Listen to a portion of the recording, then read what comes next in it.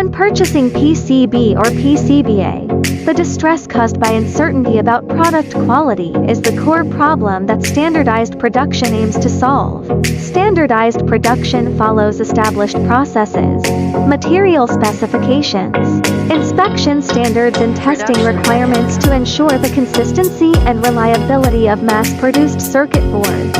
Eliminate quality fluctuations, which is also the key to products passing certification smoothly and avoiding on-site failures. It is essential to comply with international standards such as IPC, UL and ISO, and products are divided into 3 categories according to their uses to adapt to different scenario needs.